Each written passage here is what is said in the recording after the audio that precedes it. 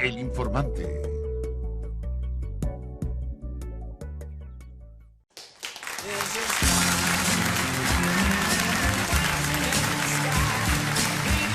¿Cómo están? Buenas noches, bienvenidos y muchas gracias por acompañarnos comenzando un nuevo capítulo del Informante. David Bowie, su canción Hay nombres, las estrellas ahí en el cielo, que espera venir y conocernos, es lo que dice en esta una de sus más famosas canciones. Bueno, precisamente mirando al cielo, entre otras cosas, es de lo que queremos hablar esta noche. La ciencia, que es tan relevante en tantos aspectos, pero muchas veces dejado de lado por otro tipo de contingencias. Esta noche se toma el programa. ¿Qué hay realmente en el universo y cuánto sabemos hoy día de él? ¿Qué cosas hemos descubierto y qué nos falta por descubrir? ¿Qué preguntas se hacen los científicos y cuáles probablemente no tanto? ¿Y qué es lo que hay en el fondo marino, en el otro extremo? ¿Qué cosas realmente hemos logrado descubrir en el último tiempo? ¿O cómo es nuestro sistema nervioso, cómo es nuestro cuerpo? ¿Por qué a veces nos alteramos? ¿Por qué a veces no? Bueno, hay personas que han estudiado esto, son chilenos, que lo conocen, se han ganado premios. Con ellos vamos a conversar esta noche aquí en el programa. Los voy a presentar de inmediato. Muchas gracias, María Teresa Ruiz, astrónoma. Muchas gracias por estar aquí. Bienvenida, buenas noches. Buenas noches. Está con nosotros el doctor en oceanografía, Osvaldo Ulloa. Muchas gracias por estar aquí. Bienvenido, buenas noches. Y el neurobiólogo Andrés Kub. Muchas gracias. Bienvenido, buenas noches. Por la invitación. Entre otras sorpresas, por supuesto, porque también vamos a conversar con otras personas. A propósito de sorpresas, me gustaría primero saber si les llamó la atención, voy a partir contigo, que una joven chilena de apenas 25 años, por ejemplo, descubriera un planeta, cosa que conocimos hace una semana. Bueno, me pareció fantástico a mí, porque además de ser del género correcto, es una chica joven y que está haciendo su tesis. Entonces, realmente eso te muestra las condiciones que hay para hacer astronomía en Chile, que un estudiante, cuando todavía ni siquiera termina su tesis, ya tiene un descubrimiento de ese tipo, ¿no? Se conocen muchos planetas, pero la gracia es que ella descubrió otro planeta en un sistema que ya se le había conocido uno, y eso es aún más difícil a veces de poder detectarlo. Les propongo que primero veamos cuál es su historia y luego discutamos, entre otras cosas, de qué sirve el descubrimiento de un planeta y en particular si en general los descubrimientos científicos tienen la obligación de servir para algo, una cosa que también es parte del debate científico. Rodrigo Cid nos cuenta la historia de esta joven de 25 años y su mirada al cielo. ¿Tú le pusiste nombre a este planeta? ¿Tiene nombre?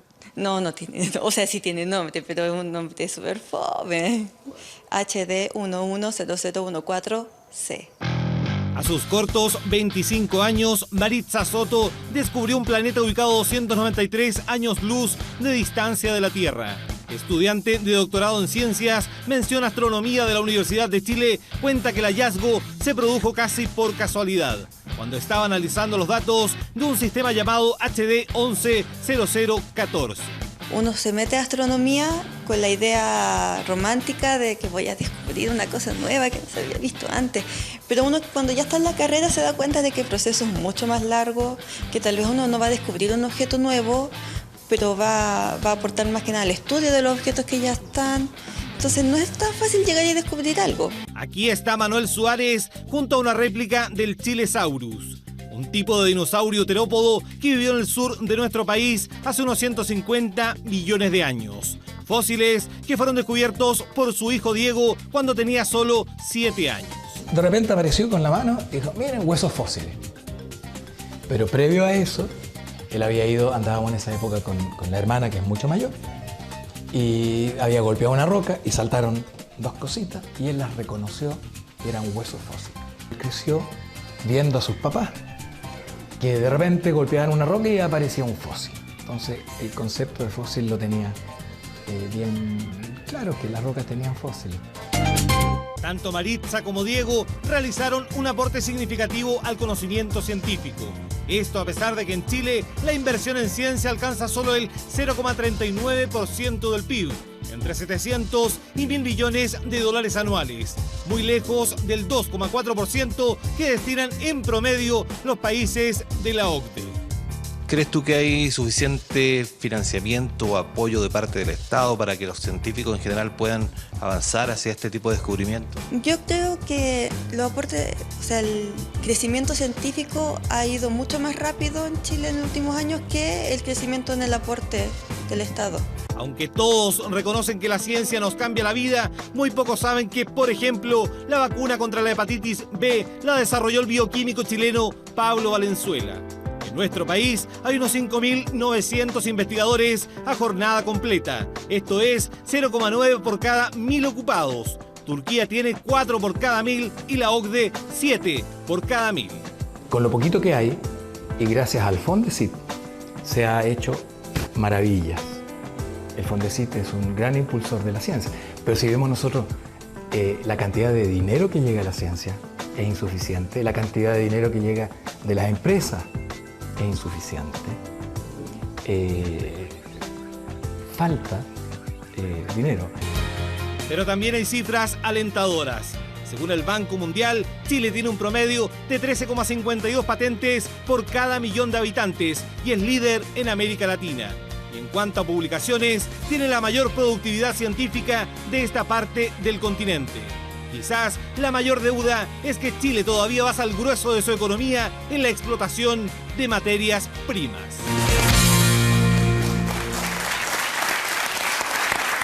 A ver, el motor de la investigación y de la investigación científica en particular, pero en general de la investigación, es la curiosidad. O somos lo que somos por nuestra capacidad de preguntarnos, por decirlo de alguna forma. Déjame partir entonces, María Teresa, preguntando a propósito del descubrimiento de esta joven de 25 años, si crees tú que la mayor pregunta sin respuesta hasta ahora es si estamos solos en el universo, por ejemplo.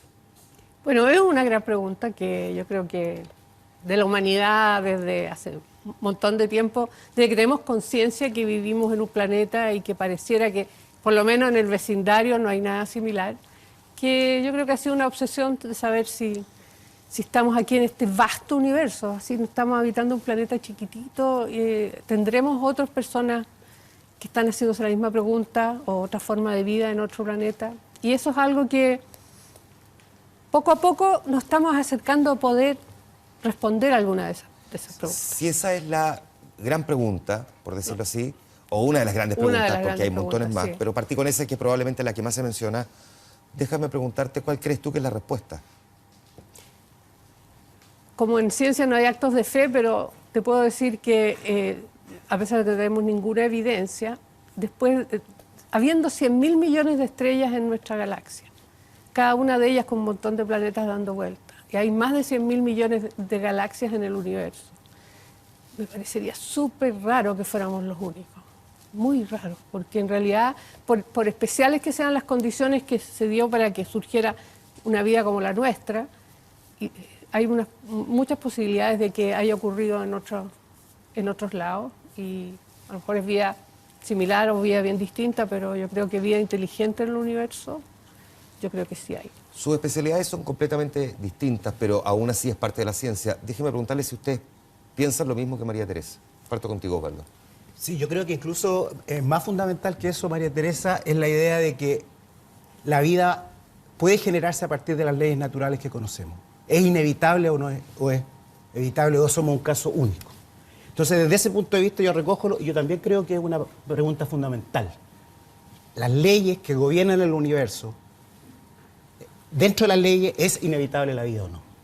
Y hoy día tenemos, por ejemplo, que en el año 2000 recién, Juan Manuel, se descubrió unas chimeneas hidrotermales de una característica bien especial aquí en el fondo del mar, que nos permiten por primera vez tener un modelo un poquito más cercano a lo que podría ser donde se pudo haber originado la vida.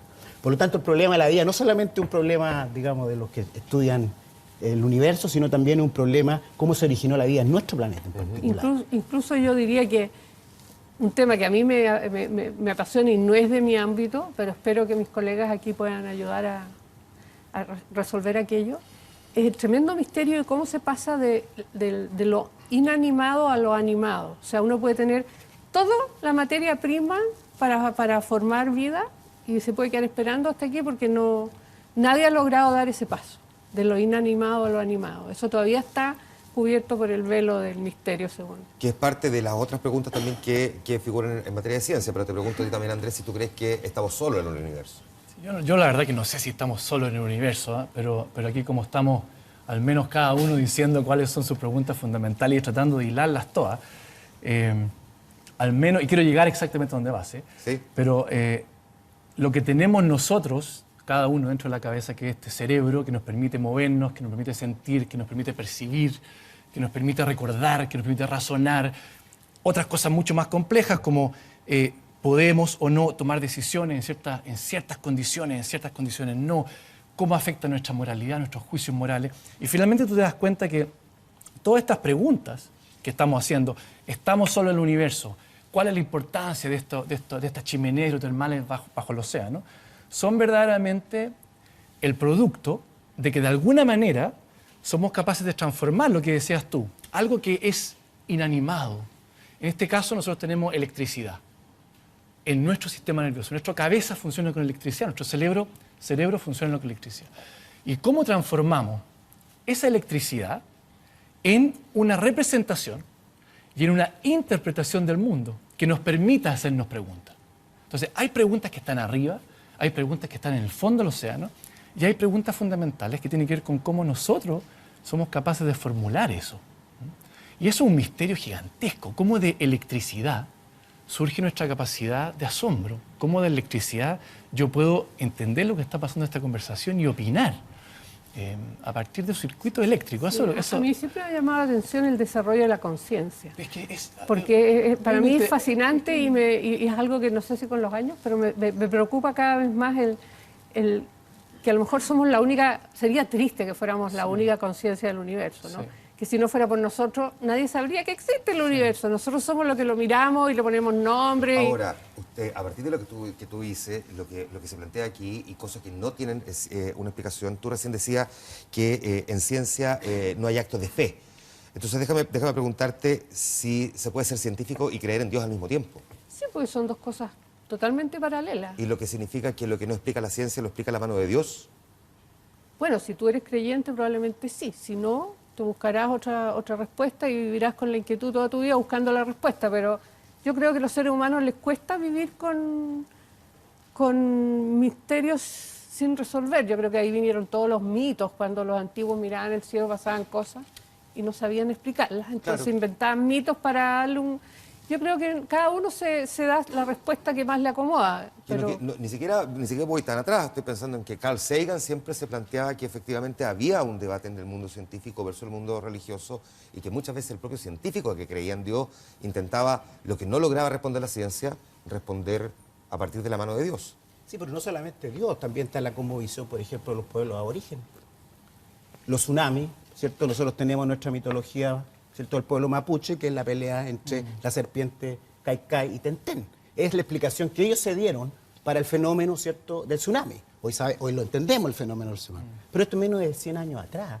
Y quizás hoy día incluso muchos de nuestros, ¿cierto?, hermanos mapuches tengan esa cosmovisión. Por lo tanto, no es solamente el problema religión versus no religión, es cómo vemos el mundo, la cosmovisión que tenemos. Y la ciencia ofrece una cosmovisión que es una manera bien particular, ¿cierto?, de entender. Que es un método simple, pues la gente muchas veces le pide a la ciencia lo que la ciencia no puede dar. Tienen una idea que la ciencia lo resuelve todo y estamos lejos de eso. Y es un lenguaje y un proceso en el cual uno se va haciendo preguntas y somete esas ideas que uno tiene o esos modelos que uno quiere para explicar un fenómeno, los sometes a distintas pruebas. Y para que esto pueda funcionar, y yo pongo un ladrillo aquí con mi idea y hay un señor en un país lejano que no sabe mi idioma ni me conoce, pueda poner un ladrillo encima del mío o al lado, necesitamos hablar un idioma común. Y ese es el idioma de la ciencia, que es bastante simple si tú te vas a lo esencial. Dentro de su también complejidad. Porque la gente tiende a mirar, ya lo vamos a conversar en un momento más, pero tiende a mirar la ciencia precisamente como lo contrario a la simpleza, lo complejo. Que es difícil de estudiarla, que es difícil de entenderla, que es difícil de comprenderla, que es difícil de razonar muchas veces con ella. Porque no te la enseñan bien. Yo diría que esa es la gran deuda que tenemos con la gente en general en este país y en otros. O sea, aquí yo veo que hay una falta de cariño por la ciencia, creen que son un grupo de locos que están ahí. Ya, de eso vamos a hablar en el siguiente bloque. Déjeme volver un paso atrás porque me parece que es interesante lo que estamos conversando. Voy a partir contigo. ¿Qué es lo que cada uno de ustedes exactamente hoy día está buscando? Por ejemplo, tú, ¿qué es lo que estás buscando? ¿Qué es lo que te conmueve? ¿Qué es lo que te obsesiona? Bueno, yo me voy a enganchar un poco a lo que estabas conversando antes, porque esta cosa de si la ciencia es compatible con un Dios, ¿cierto? La primera es preguntarse con qué Dios, con cuál de todos, de cuál estamos hablando. Y básicamente tiene que ver con lo desconocido. Entonces, si tú me preguntas a mí, ¿qué es lo que andas buscando? Yo ando buscando aquello que no se conoce, primero. Aparte de decir que andamos buscando convencer al gobierno que haga el Ministerio de Ciencia, ¿no? Que es lo desconocido que más nos ha costado. ¿Sí? Eso es lo verdaderamente que queremos, y ha sido más difícil que los experimentos que estamos haciendo. Y entiendo que hasta se han encomendado a Dios para eso. Yo no sé si a Dios, pero hay un tema ahí fuerte. Entonces, lo que uno estudia es básicamente reconocer que existe un tremendo campo desconocido. Lo explicábamos anteriormente con dioses, lo explicábamos con religiosidad, lo explicábamos con supersticiones, y esto es lo que te permite ir explorando, como decía María Teresa, con un método que te permite ir haciendo preguntas y descubriendo ese desconocido para poder explicarlo, para poder de alguna manera predecirlo, y de esa manera el universo conocido se expande un poquito. ¿Sí?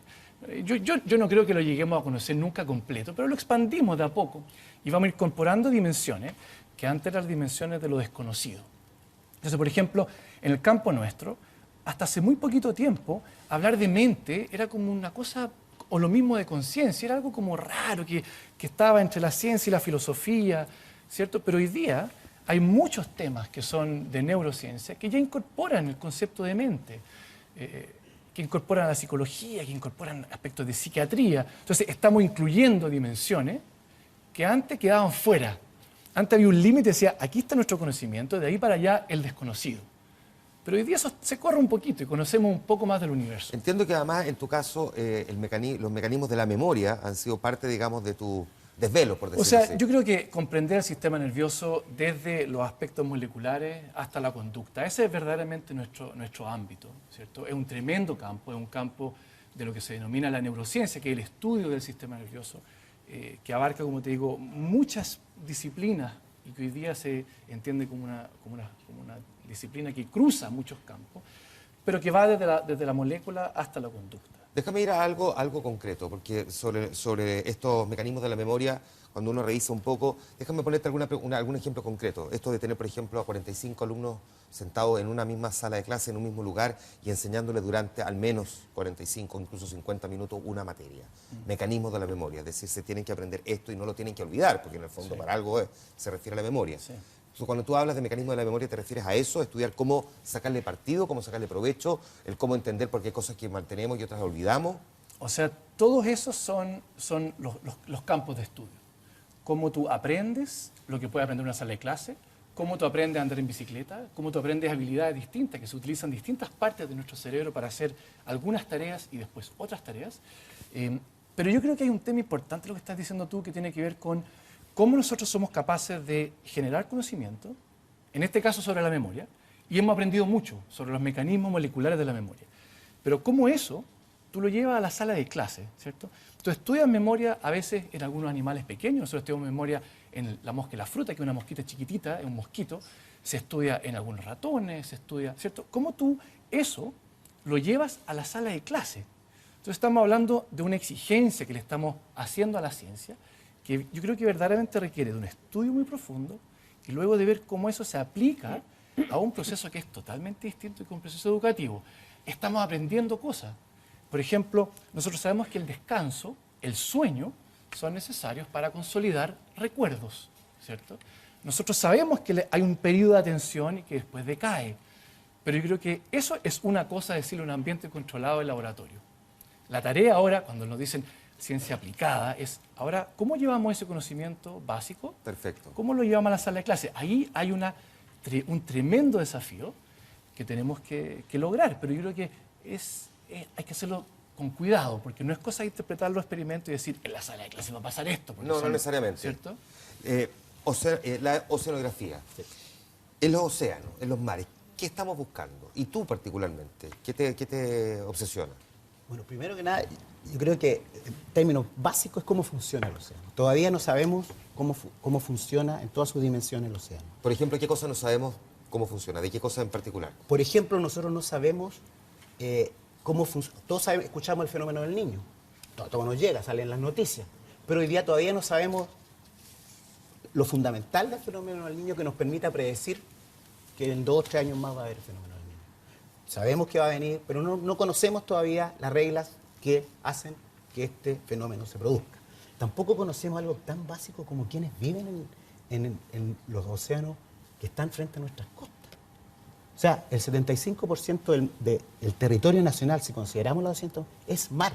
Y resulta que nosotros no sabemos quiénes cohabitan en nuestras casas, con quiénes vivimos. No sabemos.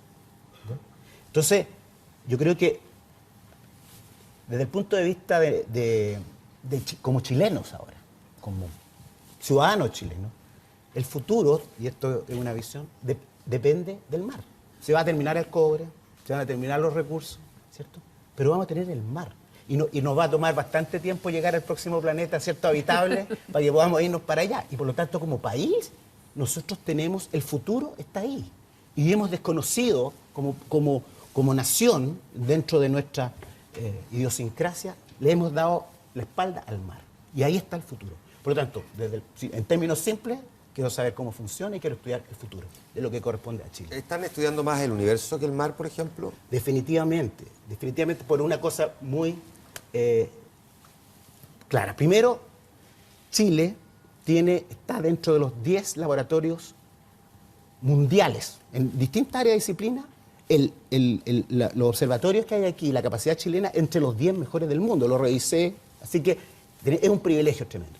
Pero, a diferencia de las otras disciplinas, hay una gran inversión que están haciendo los países desarrollados. O sea, aquí están los telescopios. O sea, la inversión no la estamos haciendo los chilenos. Nosotros estamos poniendo la materia gris. Y eso estoy encantadísimo que así sea, ¿cierto? Estamos poniendo el país también. Y el país, los cielos más eso claros. no es Bueno, si no lo tuviéramos, pero es No solo eso. Las carreteras, los hospitales, la seguridad, lo que sea. Es un país que... Pero estamos aprovechando quieren venir, las ventajas comparativas que tenemos. ¿Qué es lo que estamos mirando cuando entonces miramos el universo, por ejemplo? Ya sabemos que se busca en el ámbito de la neurociencia, en el mundo de los océanos. Vamos al universo, que es tan amplio. Bueno, el universo de todo, desde de personas que están trabajando en los comienzos del universo, desde que se empieza a hacer visible el universo hasta hoy, para ir viendo cómo evolucionó esto, cómo se formaron los elementos de los que estamos hechos. Y hay gente que se dedica a estudiar galaxias, cómo evolucionan, cómo están hechas las galaxias, cómo han evolucionado. Y por el otro lado tenemos grupos que están trabajando en entender bien cómo es el proceso, cómo se forman las estrellas. Que aquí tenemos un grupo realmente a nivel mundial que está trabajando en eso, usando ALMA y los telescopios.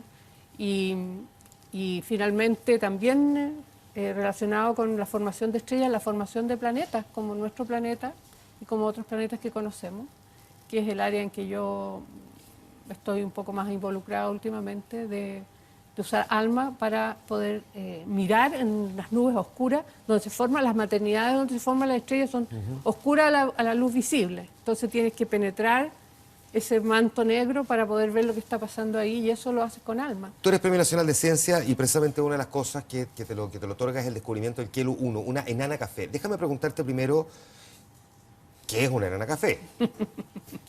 Mira, enanas café, desde que yo era estudiante, era un misterio y una pregunta sin responderse de si habían objetos que pudieran ser más grandes que el planeta más grande que conocíamos, que era Júpiter, y más pequeño que la masa mínima para hacer estrellas, que es como 70 veces la masa de Júpiter. Con una masa más chica que esa no se encienden las reacciones nucleares en el corazón, y eso es lo que distingue una estrella de un planeta, ¿no? Las reacciones nucleares hacen que brillen y qué sé yo. Si no tienes eso, es un planeta, ¿no? El interés de saber esto es que podríamos haber estado rodeados de cuerpos que tuvieran 20 veces la masa de Júpiter y no saber, porque no lo estábamos buscando, no sabíamos cómo se debían ver. Y tratamos al principio de demostrar, digo yo, los astrónomos en general en el mundo, de demostrar que no debían existir, porque había alguna ley fundamental de la física que lo impedía. Y después de pasarnos 20 años tratando de decir por qué no debían existir y no encontrar ni una razón, decidimos que debían existir. Entonces hay que buscarlo. Y empezó toda la teoría de cómo debían ser muy rojos porque les quedaría un poquito calor del colapso, pero no reacciones nucleares. Y otra de las cosas que se decía es que tenía que tener el elemento litio, que es un elemento que se forma con el Big Bang, parte de él, y que no es destruido y que se destruye por las reacciones nucleares, así que ahí debía estar. Y yo estaba buscando otra cosa. Mi trabajo era estudio de enanas degeneradas frías, que a algunos les da un poco de risa el nombre, pero Bueno el nombre. eso son Bueno. cadáveres de estrellas que ya están muy antiguas y se han ido enfriando y es de materia degenerada, por eso se llama. Ya. Bueno, y yo estaba buscando mi enana degenerada fría y encontré de repente este objeto que no se parecía nada a lo que yo estaba buscando, no sabía lo que era, muy rojo.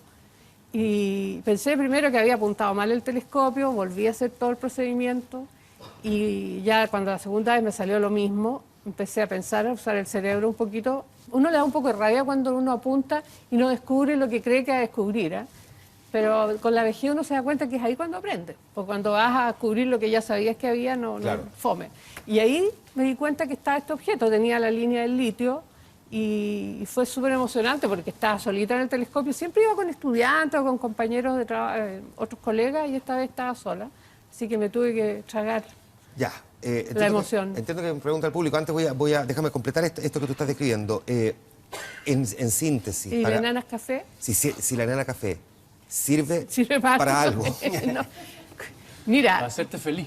claro. Además Eso de ya ganar es un harto. premio. Mira, lo que haces con estos descubrimientos, como lo que hizo esta chiquilla o con lo que hice yo o todos los otros descubrimientos, es lo que tú decías, es empujar el límite del conocimiento. ¿Ah? Y ahora, ¿para qué sirve eso? Bueno, eventualmente a lo mejor sirve, pero yo creo que sirve sobre todo para que los seres humanos conozcamos mejor la casa donde vivimos. Perfecto. No sé quién tenía una pregunta por aquí, alguien que está adelante. ¿Tienes el micrófono en mano? Sí, perfecto. Tu nombre y por favor pregunta. Hola, Si me buenos muevo días. aquí me retan. Muchas gracias por la invitación. Soy Agustín Delano del Colegio Arboino y quería hacer dos preguntas, una más dirigida a Andrés Kup.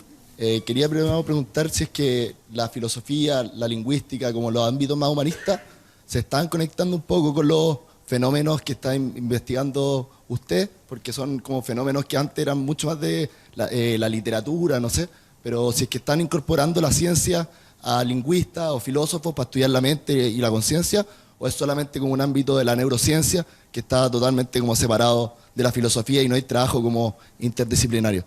Y la otra pregunta es más para los tres invitados, si es que la ciencia están haciendo ustedes, ¿se ven como interconectados un poco entre los tres ámbitos del saber o simplemente son como ámbitos totalmente separados que tienen con sus propias lógicas finalmente? Ya. Partamos por esto último. Voy a partir contigo. Si efectivamente se van cruzando porque son disciplinas que en apariencia al menos son bien distantes y distintas. A ver, yo creo que en lo personal yo he aprendido, por ejemplo, de los astrónomos. Yo estudio un fenómeno bien característico que son aguas que no tienen oxígeno y que hay frente a Chile, frente al norte y frente a Perú también. Bueno, y resulta que cuando me empecé a estudiar, resulta que aprendí que el oxígeno, el oxígeno que nosotros respiramos, el elemento oxígeno, se forma en un tipo de estrella bien particular. ¿Ya? Y por lo tanto me empecé a buscar el origen, ¿ya? Y tampoco se formó al principio del universo. Entonces cuando tú empiezas a investigar en un tema, te empiezas a dar cuenta que la ciencia está absolutamente interconectada, ¿ya? Y por lo tanto sí estoy interesado, ¿cierto?, en lo que está pasando en las otras disciplinas. No, y espérate con la astrobiología, que es algo que pasó de ser un nombre medio vacío a ser una ciencia seria. Hay institutos de astrobiología que están precisamente viendo cuáles son las condiciones en otros planetas de los que se han descubierto y qué tipo de vida podría surgir ahí, ¿no? Dadas las condiciones que hay, lo que hay disponible para hacer vida. Entonces, estas chimeneas, como dices tú, son una de las cosas Ahí que... está el trabajo colaborativo, Exacto. que es la tendencia mundial. Oye, pero hay un doctor bien importante, ya que estamos hablando de ciencia en Chile, yo creo que ahí hay un cambio bien paradigmático que ocurre hace unos 15 años, diría yo, cuando en Chile se empieza a invertir en ciencia asociativa. Como decían en el video, los Fondesit, que son los proyectos individuales, han sido tremendamente útiles para el desarrollo de proyectos científicos de investigación durante 30 y tantos años, pero hace 15 años hay proyectos asociativos de investigación que lo que permiten justamente es ir creando lazos, ir creando redes nacionales, internacionales, donde se empiezan a cruzar las disciplinas. Y tú empiezas a tener que la suma de todos los individuos que participan empieza a ser más que simplemente, el producto es más que la suma de los individuos y empiezan a aparecer cosas. En el caso nuestro, que es un instituto de neurociencia, tenemos hoy día, no con María Teresa ni con Osvaldo, digamos, pero colaboraciones muy activas, por ejemplo, con gente de ingeniería, con gente de matemáticas, con gente de la clínica, donde empiezan a aparecer proyectos donde la neurociencia y la toma de decisiones, por ejemplo, se transforman en proyectos concretos que se pueden utilizar para un fin específico, donde la biología y la clínica convergen para ver cómo los mecanismos que nosotros aprendemos de la biología básica se empiezan a aplicar en enfermedades, que son enfermedades neurodegenerativas, enfermedades psiquiátricas. Entonces, todo el cruce de disciplina es una cosa que Chile ha empezado a hacer extremadamente bien.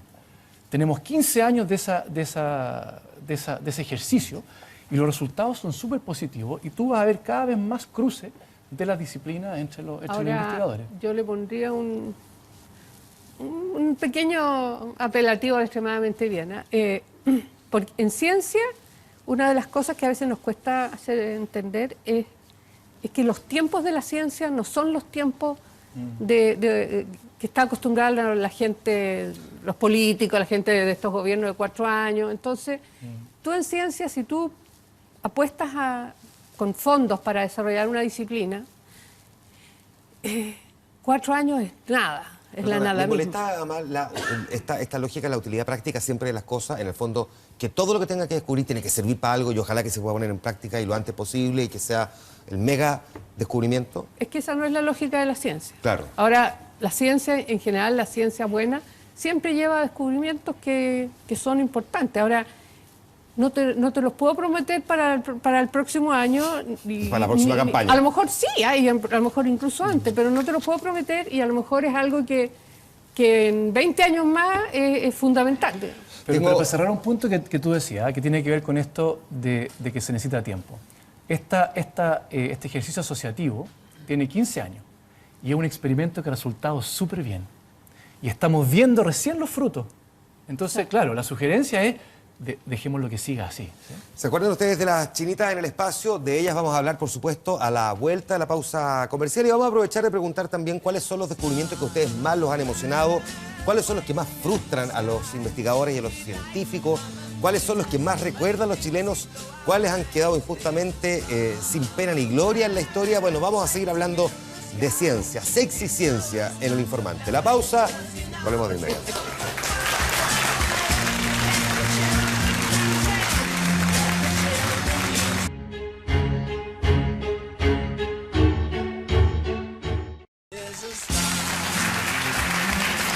Esto es El Informante, miramos los océanos, miramos el cuerpo humano, miramos el universo, estamos mirando los descubrimientos científicos. A propósito del cuerpo humano, hay un bioquímico que dice que tiene la papa, por plantearlo así, para resolver uno de los problemas que ha estado muy presente en el desarrollo de la humanidad y que se refiere al virus sincicial, el virus respiratorio.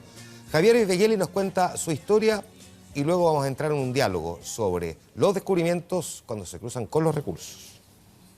Entre el 2011 y el 2013, en Chile hubo 25.025 casos de niños infectados con el virus sincicial. De ellos, el 66% correspondió a menores de 1 año, mientras que cuando existen epidemias, la tasa de hospitalización supera el 50%, lo que genera una crisis de salud pública durante los meses de invierno. Puede expresarse como un resfriado, como puede ser una bronconeumonía e incluso fallecer por aquello. Desde hace más de 10 años que, junto a un grupo de científicos, el bioquímico Alexis Kalergis crea una vacuna que permitiría erradicar el virus de la población nacional. A través de la investigación básica llegamos a este resultado científico aplicable que se traduce en una vacuna que hoy en día requiere ser evaluada de manera clínica y en esa etapa estamos. Si la vacuna funciona en el 30% de las personas, ya eso le significaría a Chile no solamente un tremendo beneficio para la salud de los niños, sino que además un tremendo beneficio desde el punto de vista de ahorro de recursos públicos que se gastan año a año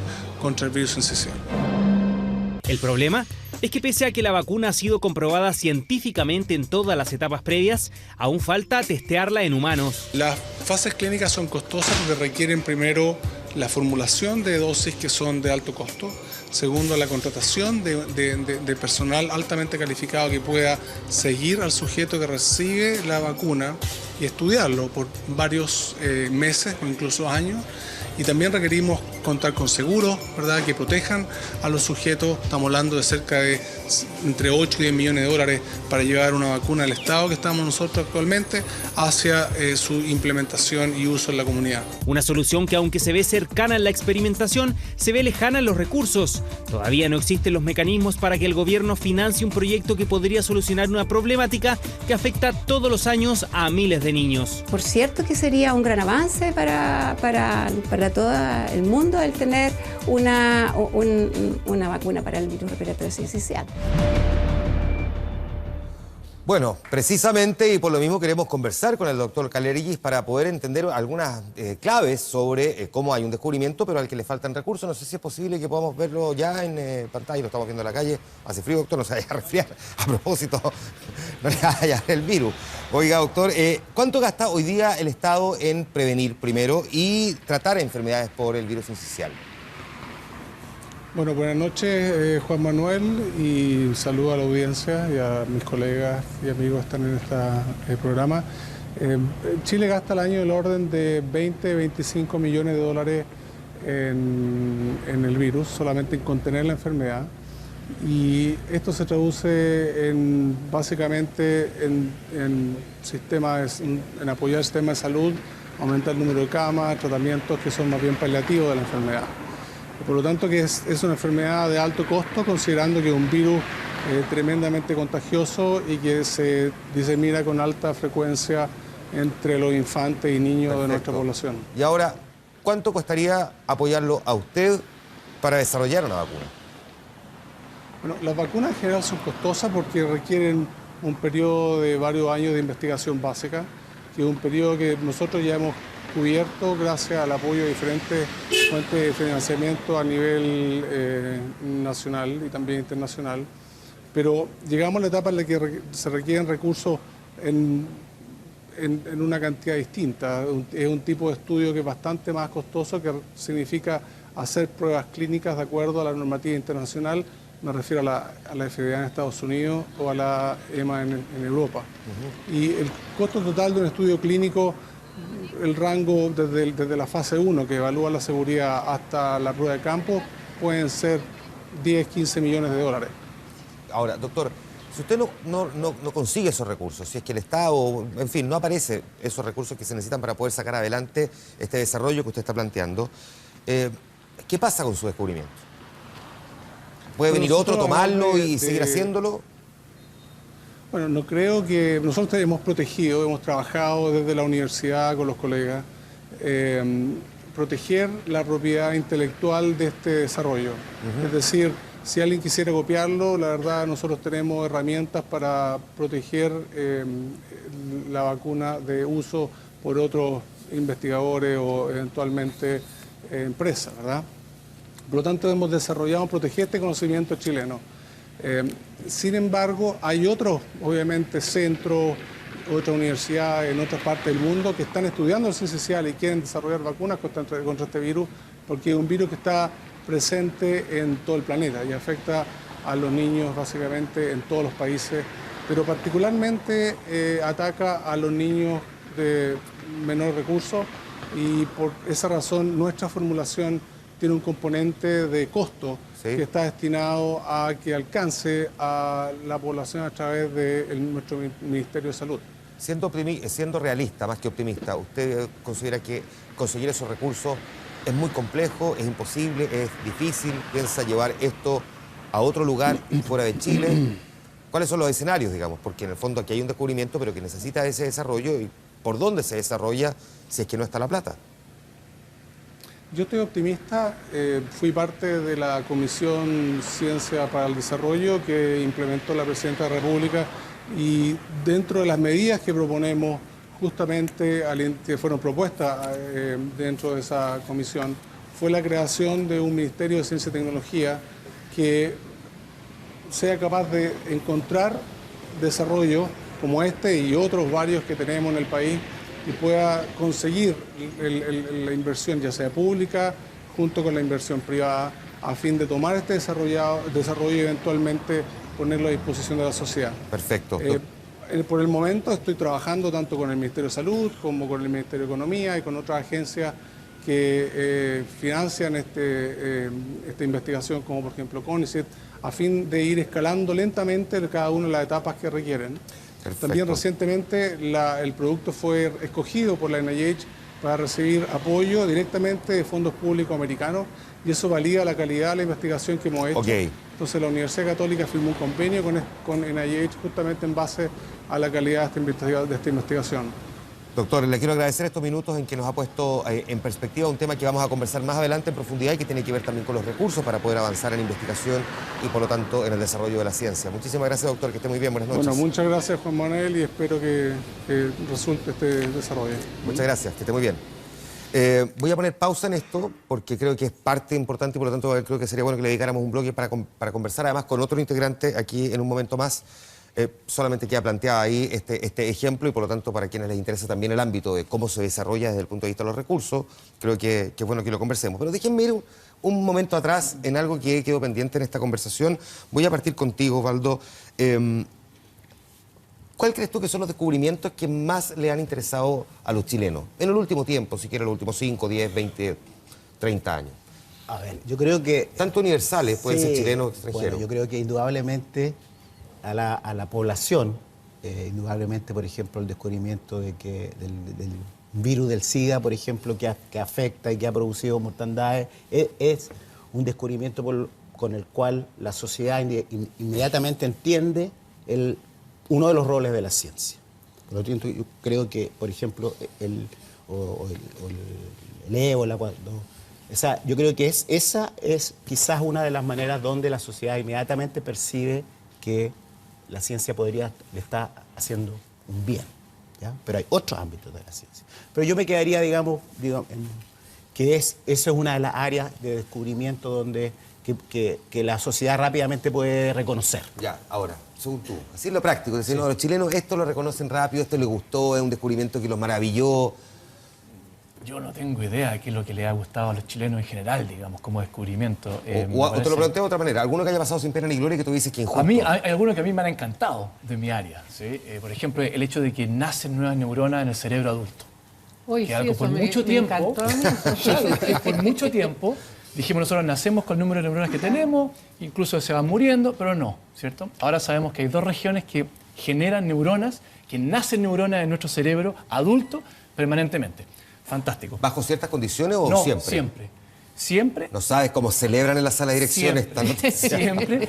Y se puede estimular su nacimiento con el ejercicio físico. Más fácil todavía. ¿No te puedo creer? Cero. Pero sí hay algunos que han pasado sin pena ni gloria y creo, y aquí destacar ha sido dos chilenos.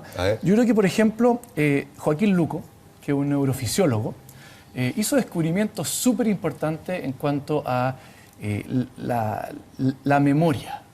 Cómo estudiando unos bichitos, ¿cierto? Él estudiaba cucaracha, y cómo entonces describió cómo estas sinapsis, estas comunicaciones entre las neuronas eran capaces de cambiar para aprender. Entonces descubrió que habían cambios pequeñitos moleculares que se transformaban en aprendizaje en este bicho que es la cucaracha.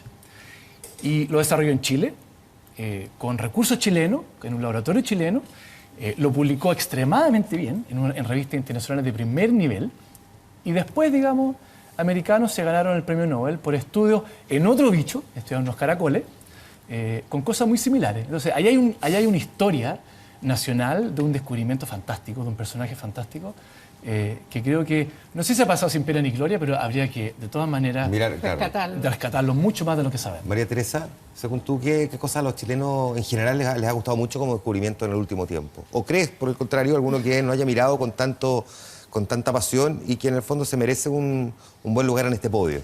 Ya, porque tú hablas de descubrimientos, pero hay cosas que cuando uno descubre está la sensación de que hay un elemento de sorpresa o que no es algo intencional. Sí.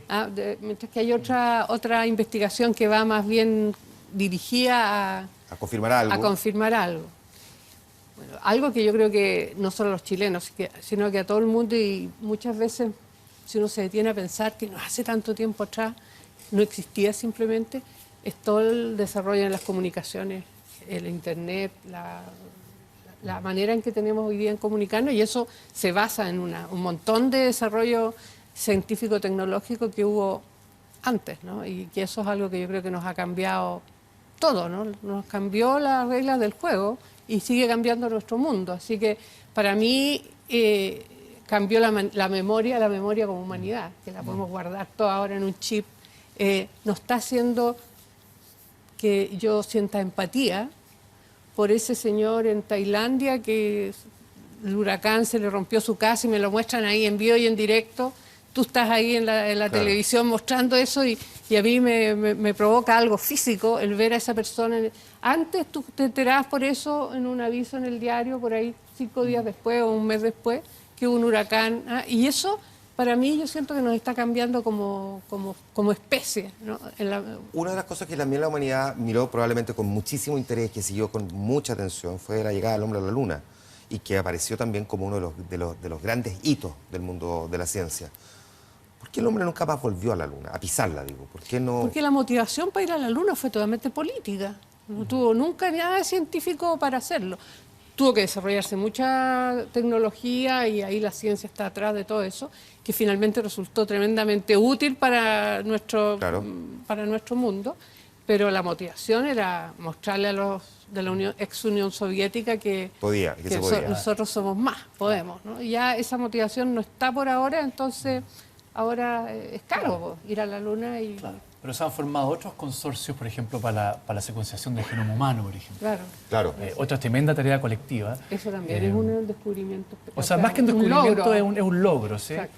Y ahora hay todo un tema con mapear las conexiones cerebrales que son del orden de los números que hablaba María Teresa antes. Digamos, tenemos 100.000 millones de neuronas. Que alguien lo mencionaba el otro día y claro, era como más con 100.000 millones de neuronas y 10 elevado a la 14 conexiones, o sea, una cuestión gigantesca, y se está intentando mapear completo. Entonces ahí tenía otro... Usted puede seguir esa línea, Osvaldo. ¿Qué cosa han intentado descubrir o han intentado, digamos, comprobar que no han podido y que también genera por lo mismo frustración? Así como también en la lógica de alguna cosa que el público puede decir, mira, sí, esto está permanentemente sobre la mesa, se intenta descubrir o se intenta comprobar algo y no se logra. Bueno, a ver, retomando lo mismo que estaba diciendo aquí María Teresa y todo, resulta que conocemos más de la superficie de la Luna que del fondo del mar. Y nosotros hemos estado este último tiempo, ¿cierto?, tratando de poder llegar, siquiera llegar. Y desde el punto de vista tecnológico, es tan difícil como llegar a la Luna, poder, por ejemplo, mandar un vehículo remoto a 8.000 metros, que es lo que tiene la fosa de Atacama. Nunca hemos llegado. Ahora, tenemos que esperar una guerra fría para poder llegar, o nosotros como chilenos, ¿cierto?, porque nos corresponde, en nuestro mar, ¿cierto?, y tenemos que ir a descubrir, o lo hacemos nosotros. Nosotros llamamos a la comunidad científica, a nuestros ingenieros, a nuestro cerebro, y lo planteamos como un desafío nuestro. Entonces yo creo que hay desafíos que nosotros como chilenos, como ciencia, nos podemos plantear, ¿cierto?, que justamente hoy día, como decías tú, estamos en un momento donde el país está en un nivel de desarrollo, donde nosotros podemos ponernos desafíos que son propios nuestros y que además obviamente van a impactar a la ciencia mundial, ¿cierto? Entonces, yo creo que sí, que yo creo que hay cosas que nosotros estamos tratando de hacer, queremos hacer, y que obviamente estamos en la etapa de planificación y que esperamos de aquí a unos años más poder, ojalá con los ingenieros chilenos, ojalá con los químicos, ojalá con nuestras capacidades que tenemos hoy día, con nuestro cerebro, poder tomar esos desafíos. Ahora, una cosa, por ejemplo, en el centro de astronomía que yo dirijo, que es el CATA, es un centro para hacer astronomía, entonces hacemos investigación y tenemos gente que estudia planetas, otros que estudian galaxias y cosmología, pero también tenemos ingenieros trabajando en desafíos tecnológicos, y uno de ellos, por ejemplo, fue construir uno de los ojos que tiene ALMA para mirar el objeto. Y haciendo eso han salido cosas interesantes, ¿no? Como una antena que pudieron inventar los chiquillos del laboratorio, que tiene un Wi-Fi a alta frecuencia, pero espectacular, que es algo que ya lo patentaron en Chile. Y hay otros descubrimientos que han ido haciendo que son perfectamente aplicables a la vida diaria, pero que en realidad... Sin buscarlo se llega a eso. Claro, construyendo un aparato para poder observar el cielo y ver las primeras galaxias cuando se formaron, o mirar ahí cómo se está formando una estrella, para poder hacer eso tuvieron que construir ese ojo y haciendo eso salen un montón de aplicaciones, ¿no? Y últimamente tienen otra que me pareció fantástica, que es para medir la humedad en la madera. Entonces tú puedes apuntar a un camión con madera y calcular cuán húmeda va esa madera seca. Y eso ¡Ay, qué buena! Excelente. Sí, pero hay cosas... Venía pendiente yo, a propósito de las chinitas en el espacio, esta estudiante o ex estudiante ya del Liceo 1 de Niñas, una historia que empezó con ellas, pero que siguió con otras. Margot Anacona nos va a recordar esta historia y nos va a poner en perspectiva precisamente ese tremendo emprendimiento que representó, cómo algo tan pequeño se vuelve algo tan grande.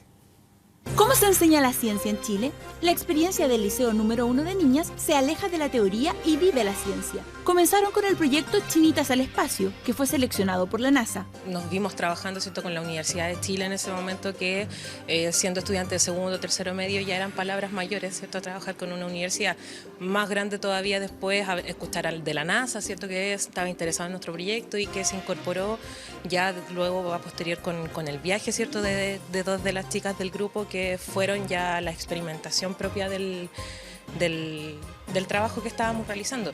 El 23 de julio de 1999, las chinitas viajaron a bordo del transbordador Columbia. El proyecto fue doblemente exitoso.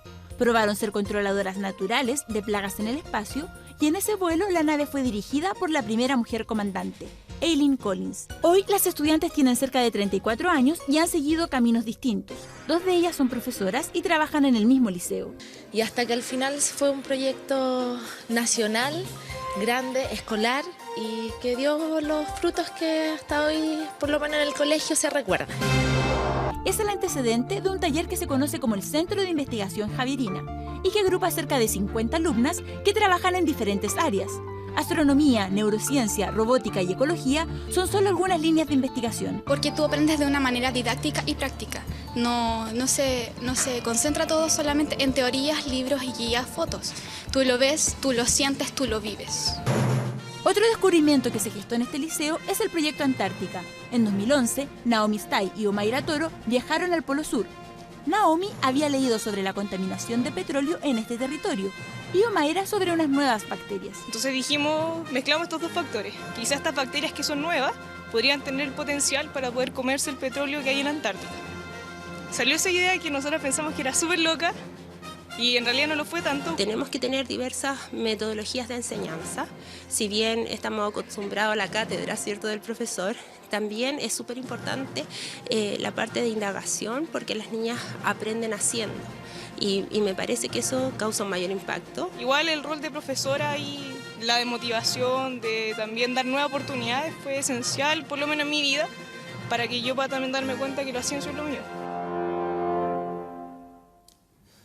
Bueno, Omaira reconoce que Rosana Nahuel Cura, la profesora de Ciencia del Liceo 1, es el alma, por decirlo así, de este exitoso proyecto. Y da la sensación, porque uno puede estar equivocado evidentemente, que el liceo, digamos, no tiene grandes laboratorios, que no le sobran precisamente recursos. Le quiero preguntar a Rosana, que está aquí en el estudio, ¿cuáles son las principales dificultades para enseñar ciencia? Ahí la tengo y... ¿Tiene micrófono? Sí. Sí, tengo. Bueno, las principales dificultades, yo siento que el tiempo que nos otorgan a nosotros los profesores como para poder dedicarnos a la ciencia práctica. Todavía tenemos un dilema, que es que o preparamos a los estudiantes para pruebas estandarizadas como la PSU, como el CIMSE, o bien nos dedicamos a prepararlos para habilidades que son estas habilidades blandas de comunicación, de hacer un proyecto, de lograr hacer ciencia en un colegio. Entonces, como todavía no nos decidimos, nosotros como institución y como profesores hemos tratado de incluir la indagación dentro del aula. Es difícil, es más trabajo, pero de todas formas el ver los logros y los resultados que hemos tenido con las niñas nos hace obviamente seguir hacia adelante. Más que tener un gran laboratorio o los recursos, yo siento que son los tiempos y la motivación para ello. Ya, te voy a hacer esta pregunta porque creo que es clave también en parte de lo que estamos discutiendo aquí. ¿Por qué crees que la ciencia, a la hora del debate sobre la educación en Chile, no está sentada a la mesa como parte relevante, muy relevante? Porque simplemente yo siento que es un problema de políticas públicas. Tenemos que tener primero claro cuál es el tipo de ciudadano que nosotros queremos formar. Una vez que nosotros como país tengamos claro, ¿cierto?, cuál es el ciudadano que queremos formar, entonces vamos a tener claras las políticas educacionales. Yo siento que por eso la ciencia no es la base, cuando debería serlo. La base de un país es la ciencia, la tecnología. Y creo que tenemos mucho material intelectual en nuestros colegios, en todos los colegios, de distinto tipo, particular, subvencionado, municipal, que lo estamos, en el fondo, no perdiendo, pero sí quizás lo estamos llevando para otros caminos y no lo estamos sabiendo enfocar. Voy a aprovechar de pedir un aplauso primero para ella y también de anunciar la pausa comercial, y cuando volvamos aprovechamos también de hablar, entre otras cosas, de la necesidad de un ministerio de ciencia y de si con un ministerio esta cosa podría cambiar. La ciencia sentada sobre la mesa y con los recursos que se necesitan también. De eso y de las cosas que no estamos mirando cuando estamos haciendo ciencia, conversamos a la vuelta. Es El Informante. Volvemos de inmediato. Estás viendo El Informante.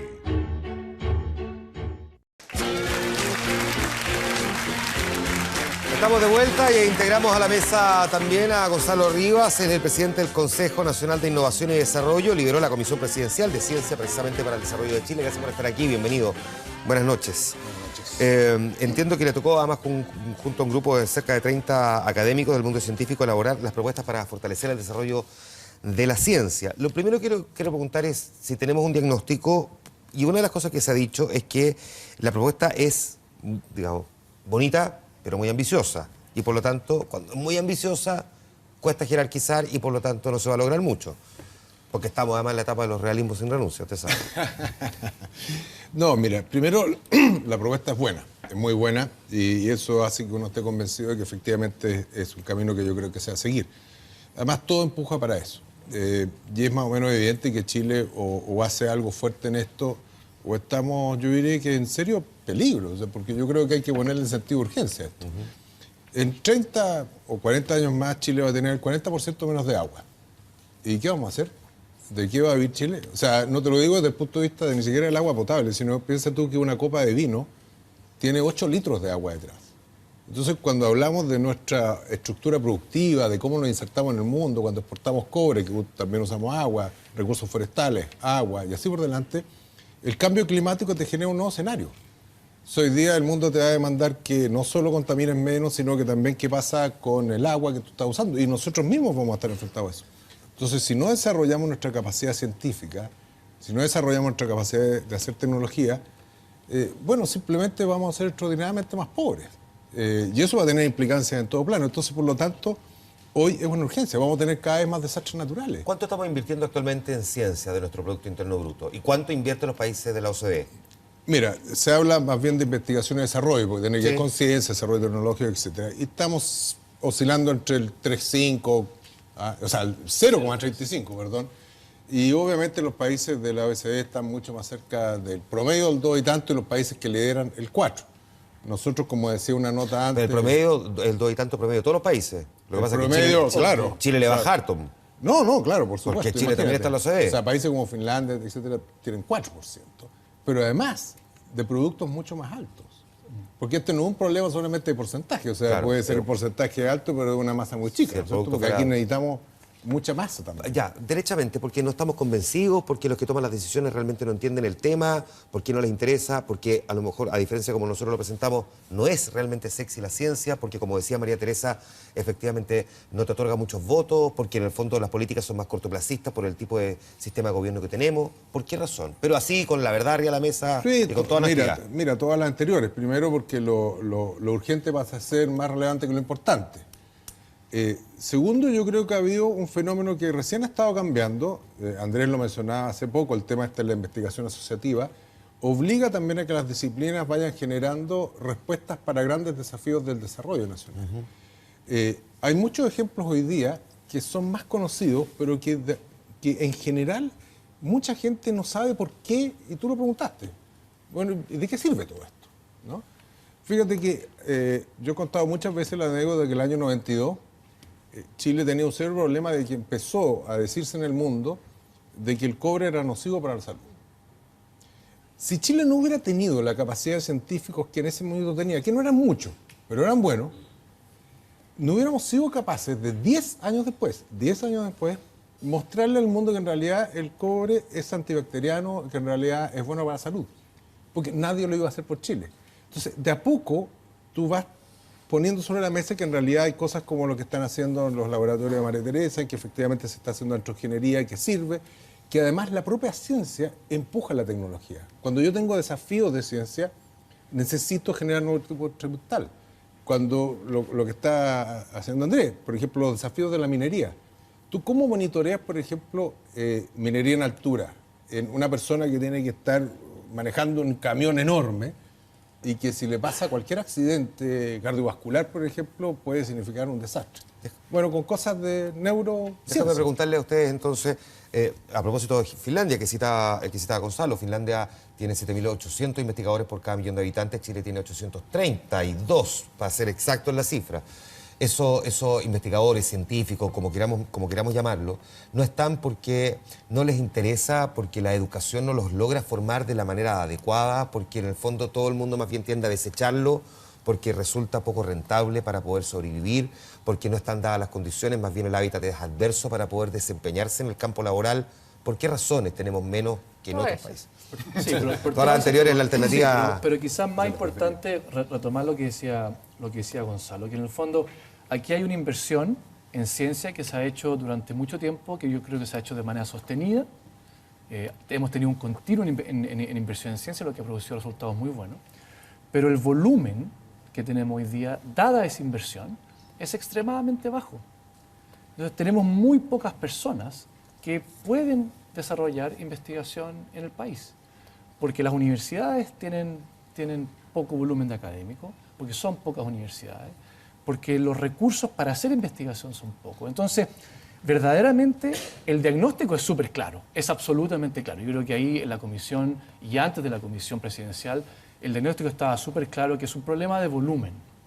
Nosotros tenemos 7 veces menos investigadores y menos actividad de la que deberíamos tener. Y eso ciertamente que pasa por la voluntad de la gente, entrar a la carrera científica, pero pasa también por una voluntad política, por una inversión seria, con visión de largo plazo, que tenemos que hacer en Chile. ¿Sí? ¿Dónde debería poner énfasis el Estado, crees tú? Bueno, primero yo creo que crear la carrera del investigador. En Chile no existe. Somos los profesores universitarios que tenemos que, además de hacer investigación, tenemos que hacer docencia universitaria, tenemos que hacer administración universitaria. El gran peso de la creación de científicos se lo han llevado las universidades y algunas universidades solamente son las que han hecho esto. Por lo tanto, indudablemente, hoy día nosotros tenemos como país, como existen los países, ¿cierto?, con los que queremos compartir, donde un joven, ¿cierto?, puede decir, yo quiero dedicarme a la investigación. ¿Dónde lo hago? O tengo que conseguirme un cargo en una universidad como docente, porque no existe la plataforma que pueda absorber a estos jóvenes. ¿Cómo solucionamos el problema? Porque podemos empezar a hacer grandes cambios, pero tenemos una masa de jóvenes que hoy día se están doctorando afuera y que están terminando. Chile ha estado invirtiendo con las becas Chile. Y por lo tanto tenemos un potencial, por lo menos para dar un salto, no el salto que necesitamos, pero sí tenemos un capital que hoy día lo tenemos fuera. Es como los fondos que tenemos del país afuera. En formación. Bueno, ¿qué vamos a hacer cuando ellos regresen? ¿Van a ser nuestras universidades capaces de absorberlo? Imposible. ¿Qué es lo que pide el mundo científico, María Teresa? Como para también aterrizarlo, ¿no? ¿Qué es lo que pide el mundo científico cuando se discute esto de tener un ministerio? Sí, mira, lo del ministerio, yo creo que el diagnóstico, yo lo vi lo de la comisión y se ve como bien ordenadito y bien justificado, pero ese diagnóstico, yo que soy vieja lo vengo escuchando de hace como 20 años mínimo, el mismo, no ha cambiado nada. Así que el diagnóstico ya está. Ahora, está súper bien escrito. Está bien escrito y mucha gente que sabe mucho de los temas, así que bien por lo menos dejarlo por escrito, ¿no es cierto?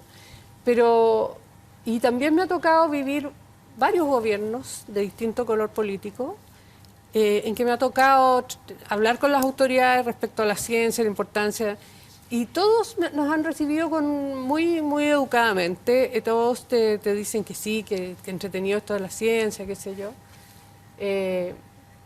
Probablemente lo más divertido me pasó en el Congreso, en la época del gobierno de Frey, estábamos abogando por más fondos para un Instituto Nacional de Astronomía. Estábamos en eso. Bueno, y uno en un pequeño descanso, tomando un cafecito, uno de los senadores de la comisión se para y me dice, oye María Teresa, pero no te preocupes, me dijo, mira, si el país sigue subiendo al 10% al año, creciendo a un 10% anual, vamos a tener un montón de plata para todas estas cosas superfluas o algo así, me dijo. Entonces, yo casi me atraganté. ¿Te puedo un poco, quizás volver a hacer la pregunta? Vuelva, a ver.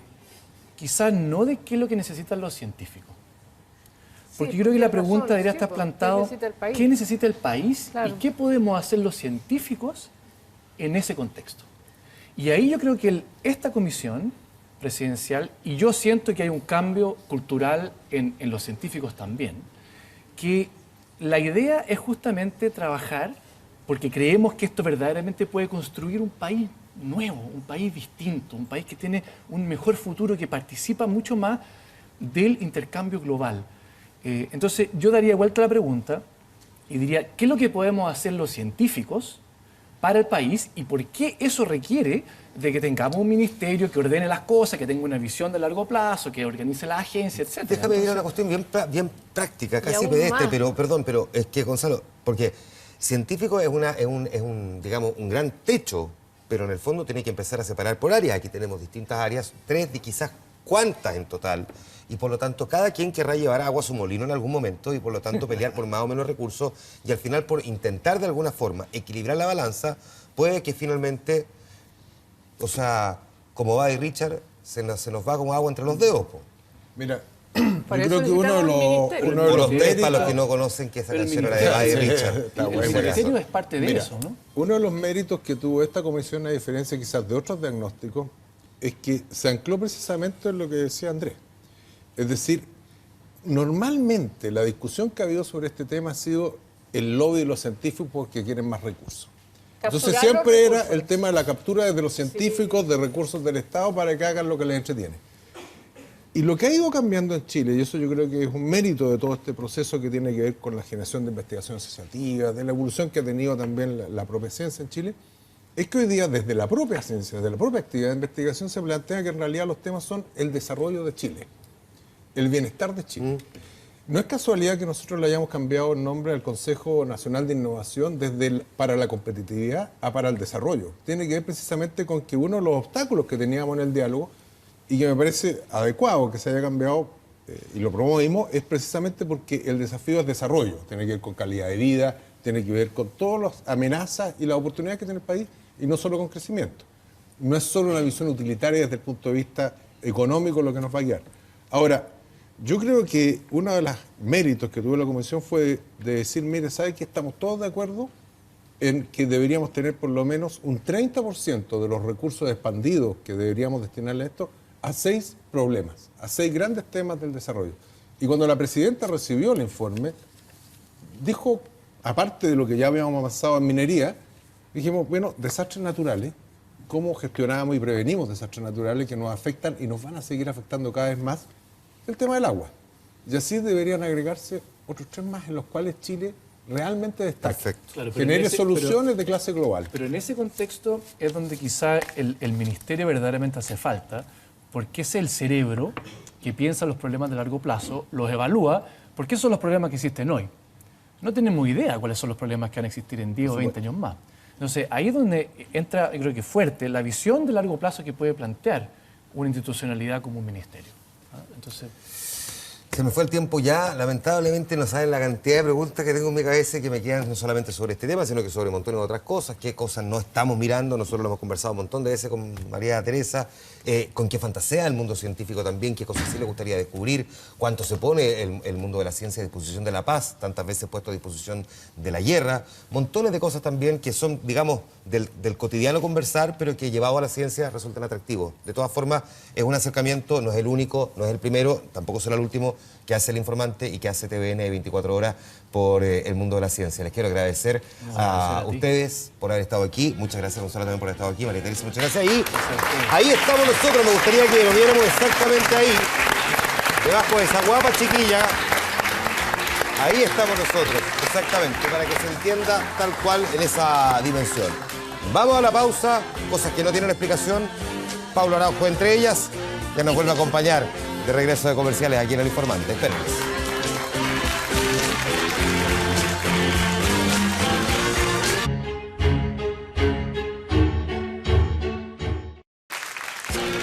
Y estamos de vuelta, pues, en el último bloque de nuestro programa en Día Martes El Informante. Hay cosas que la ciencia no ha logrado explicar y una de ellas es Pablo Araujo, que está sentado con nosotros. Gracias, Pablo. Gracias. Bienvenido. Muchas gracias, ¿no? Qué lindo, me encanta el afiche, ¿no? Sí. La Vía Láctea, un agujero negro. Hoy vi una película similar, pero distinta, ¿no? ¿Sabés qué? Me sorprendió mucho todo lo que estaban hablando, me impactó realmente. A Son ver. esas cosas, viste, que te llaman la atención. Porque yo pensé que para la ciencia en Chile había mucho espacio, ¿no? Como el hilo dental en Jaime Orpis, ¿no? Que había cualquier espacio realmente y sin embargo parece que esta gente como que está trabando todo un poco, ¿no? Cosas que te sorprenden como Carola Julio, que yo pensaba, y ojo, sigo pensando que es una mujer tranquila, centrada, y sin embargo leí que la mina de Rodrigo Danús era un peligro, entonces, viste, uno queda realmente... Un saludo para todos los mineros, eso. Sí, que están se ahí, refiere ¿no? a ese tipo de minas, ya. Bueno, ¿qué te pareció más allá, a propósito del programa, el panorama que tenemos de la ciencia en Chile? La verdad que me parece preocupante porque estamos en el 2015 y yo no entiendo todavía cómo no son capaces de revisar un computador, ¿no? Sabía que están estudiando enviar el computador de Sebastián Dávalos al extranjero para que lo revise el FBI, ¿no? Yo digo, a esta altura, y pobre Obama, imagínate recibiendo el computador de Sebastián Dávalos, ¿no? Él que pensaba que después del ébola Estados Unidos había quedado libre de epidemia y sin embargo le llega eso. Pero es verdad. Si tendrá virus ese computador que causa una epidemia, ¿no? Ya. Ahora yo me imagino allá un poco a la PDI en Washington, ¿no? A todo esto un saludo a la PBI, la policía de las teleseries de TVN, que siempre hace su trabajo bien, correcto. Cuando carretean no hay bombas lacrimógenas ni nada, ¿no? Son espectaculares realmente. Hoy me lo hacían notar. Siempre en la misma oficina, pero Sí. lo hacen muy bien. Pero yo me imaginaba a la PDI en Washington enfrentándose a Obama y diciéndole, mire, señor Obama, disculpe, pero usted sabe, una mano negra justamente borró toda la información de este computador, así que usted quizás sea el más preciso para que otra mano de una... No, perdone. O sea, sería un malentendido gravísimo, ¿no? Como cuando Piñera pensaba que el canciller Moreno era Obama. No, nada que ver, ¿no? Ese era otro. Ahora, el disco de Sebastián Dávalos... del computador, ¿no? Me hace acordar mucho al disco de Arjona, ¿no? ¿Por qué? No tiene ningún contenido y la única palabra que queda es señora. Ponés señora hoy en ese computador y dice, esa no soy yo. De todas maneras, era comprensible que los más interesados en investigar el computador de Sebastián Dávalos era la UDI, porque en la UDI piensan que las FARC están adentro del PC. Entonces... que van a abrir la carcasa, va a salir, no sé, Ingrid Betancourt, ¿viste? Eso. Es curioso en todo caso porque digamos que hace 48 años a la UDI no le interesó para nada la desaparición del PC, ¿no? Justo ahora sí, ¿no? Bueno, en aquel tiempo es natural porque usaban el sistema operativo Windows 73, que no tenía memoria y hasta el día de hoy lamentablemente tampoco. Qué lástima, ¿no? No creo, en todo caso, por eso te digo, me llama la atención lo de la ciencia, porque no creo que el computador Sebastián Dávalos sea un computador muy sofisticado. Debe ser un computador todoterreno, supongo, ¿viste? De eso que sirve. iPad estoy seguro que no usaba, porque dicen que Sebastián Dávalos no movía un dedo. Entonces, ¿cómo lo podría haber usado, no? Que se parece mucho la tecnología del iPad a la de Tinder. Ustedes saben esa aplicación para encontrar pareja, donde si vos pones el dedo hacia la derecha, aceptás a la persona. Sí. Si pones el dedo hacia la izquierda, rechazás a la persona. Y si lo movés a la derecha y a la izquierda, salís con Mariana Elwin, más o menos. Es lo que tiene. Convengamos, en todo caso, yo entiendo que la tecnología de repente no lo puede revisar porque el de Sebastián Dávalos es el único computador que en vez de usar un banco de datos usa el Banco de Chile. Entonces... por ahí puede ser. No entiendo de todas maneras cómo el fiscal Toledo se asombra tanto justamente de no encontrar ninguna información en el disco duro del computador de Dávalos, porque si quiere buscar información ahí tiene que ir a los computadores de la ADC, porque ahí es donde al gobierno le bajan todos los programas, ¿no? No todos, pero la mayoría de eso. Igual estamos bien en terminología, ¿eh? Mirá que ahora salió una cámara digital, es impresionante, que toma fotos tan pero tan rápidas que el exdirector jurídico de Impuestos Internos sale con la boca cerrada. Es increíble, lo agarras, Matei también sale con la boca cerrada. Y en materia de ingeniería genética también estamos bien, porque después de Paris Hilton, Impuestos Internos inventó un sapo, digamos, que no emite boletas tampoco, ¿viste? ¿No? Somos más o menos parecidos. Yo les digo, yo si fuera abogado de todos estos políticos, permítanme, la estrategia mía sería súper simple, ¿no? Diría, di boletas, sí, ¿por qué? ¿Y por qué dio boletas? Y porque me compraron. Señoría, ¿usted dio boletas? Sí, señor. ¿Y qué es lo que hizo usted? Señor, me compraron, yo di boletas. Eso sería, ¿no? Absolutamente comprensible, ¿no? Vos compras un servicio y das boleta. Para mí sería la mejor estrategia que podrían llevar esta gente, ¿no? Ahora, si bien en ciencia no estamos bien, en ciencia ficción, en todo caso, Chile para mí es insuperable, ¿no? Lo digo por el video de la UDI, del aborto, que realmente, sí, uno lo ve y entiende por qué causa polémica y bulimia, ¿no? Al mismo tiempo, ¿no? Pero ojo, hablando en serio y con tranquilidad, hay que respetar la posición de ellos y entiendo además por qué quieren de repente que incluso en los casos más extremos nazcan seres sin cerebro, porque si no se quedarían sin votantes, ¿no? No. ¿Sí o no? Digo, es una posición, digamos, totalmente tolerante lo que estoy diciendo, ¿no?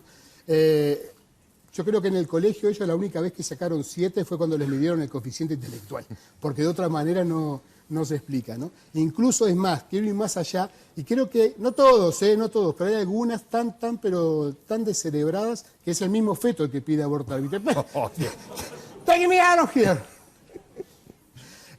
Y bueno, es que algunos políticos de repente, o partidos políticos como la UDI o otros partidos, en realidad me hacen acordar un poco al representante de Amy Winehouse, ¿no? Hace rato que no representan a nadie en este país.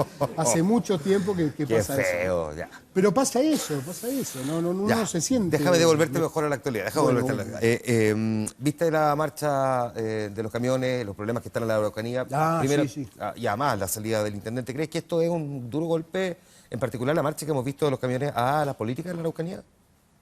No, de ninguna manera, al contrario. Yo creo que están muy optimistas y felices en La Moneda porque va a ser la primera vez que ven desfilar algo que marcha sobre ruedas, ¿no? Frente al Palacio, ¿hace cuánto rato? Yo propongo en todo caso construir a los camiones del sur con el mismo material que están hechos los televisores de las piezas matrimoniales del Opus Dei, porque esos nunca se encienden, ¿viste, no?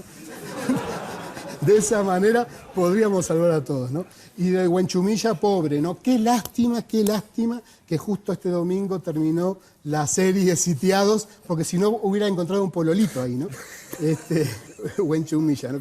Gran serie en todo caso, ¿no? Uno como extranjero, cuando ve todo lo que pasa en la Araucanía, entiende realmente por qué se llama Tierra de Fuego, ¿no? Es tremendo.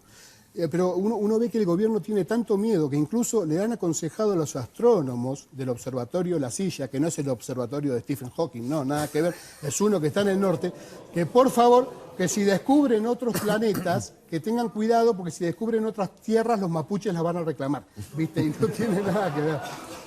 Es que hoy los jóvenes no entienden nada, piensan que el que se quemó las alas fue el indio Ícaro, ¿viste? Bueno, eso es un chiste más fino que Angelina Jolie de perfil, digamos, ¿no? Pero que lo agarró.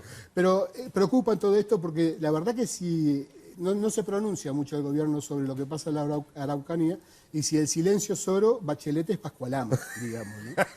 Porque realmente no sé qué es lo que está pasando, ¿no? Pero no sé, no hay una política, digamos, visible sobre lo que está pasando. Unos dicen una cosa, otros cobraron el seguro, ¿no? Bachelet empieza el periodo un poco como la madre y después en el próximo va a ser un poco como la familia, porque a la familia nadie la elige, ¿viste? ¿No?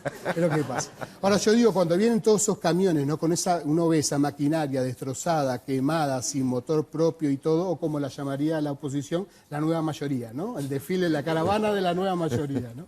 Pero bueno, acá en Chile la gente protesta por todo, está bien, está haciendo valer sus derechos, ¿no? Hubo 12 personas detenidas hoy, ayer, esta noche, estaban protestando por el TAC. De hecho, le mando un saludo a una amiga a la que decimos TAC, porque cada vez que le pasamos por abajo nos cobra, digamos. No tanto No tanto en todo caso como el cantante de Simply Red, no ese sé se si basó. lo vieron. Sí. Lo viste, que le confesó a la esposa, el vocalista de Simply Red, que se había acostado con 3.000 mujeres, ¿no? O sea, pasó por tantas ranuras que debería haber sido el vocalista de Simply Red Bank, más o menos, ¿viste? Pero... Pero bueno, pero imagínate decirle eso a tu pareja, ¿no? Más o menos, ¿no? Oye, ¿viste el Lunes Negro? Y me gustaría saber, porque yo sé que te peinas con la... No sé si te peinas o te despeinas con la economía, pero ¿cuál es el daño ocasionado por ese Lunes Negro? Ya, yo la verdad... yo confieso que no entiendo nada de economía, estudio, leo el cuerpo D incluso, ¿viste? Todos los cuerpos posibles, y nadie sabe explicar bien todo este desmorone de bolsa, ¿no? Cayó la bolsa y vos pensás que, no sé, que murió 3 personas, la bolsa china y murieron 3 personas en México, no, nada que ver. Lo de la bolsa, lo de la crisis asiática es tremendo, ¿no? La última vez que vimos algo tan vapuleada, la asiática tan vapuleada fue con Crespita Rodríguez, que le dio durísimo, un saludo a Crespita, espectacular, ¿no?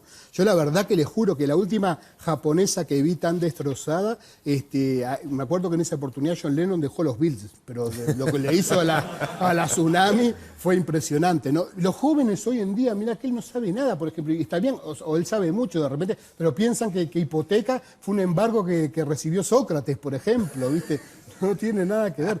Y hoy es tremendo la situación, porque todos estamos con 4 o 5 trabajos. Qué paradójico, ¿no? Que necesitemos tantas entradas para encontrar una salida, ¿no? Qué bonito. Ay, qué lindo. Pero trabajamos como locos todos, ¿no? Terminamos todos pareciendo Allende, ¿no? Nos matamos en el trabajo, es increíble. Hasta Caradima necesita un pololito. Es increíble lo que pasa en este país. No, asunto. Hoy las guaguas, hay tanta crisis que las guaguas nacen con un crutón bajo el brazo. No nos da para nada, ¿no? Bueno, pero además, Juan Manuel, yo le agradezco porque no hay tiempo para nada. Es increíble, todo se vive una locura, ¿no? No hay tiempo ni para el carrete. Fíjate que los del Colo-Colo, por decirte, solo salen unas horas, los de las U solo unos minutos y los de la Católica solo salen segundos. Entonces no queda tiempo para nada, pero no importa. Pongamos todos el hombro para levantarnos. Tú no, Garcés, tú no.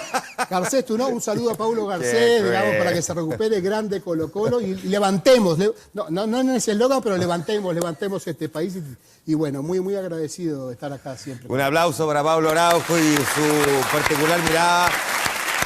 Algún día alguien te redescubrirá y será otro Premio Nacional de Ciencia. Gracias, Pablo, por haber estado aquí.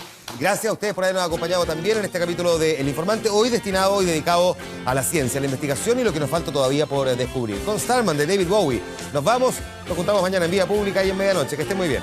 Buenas noches.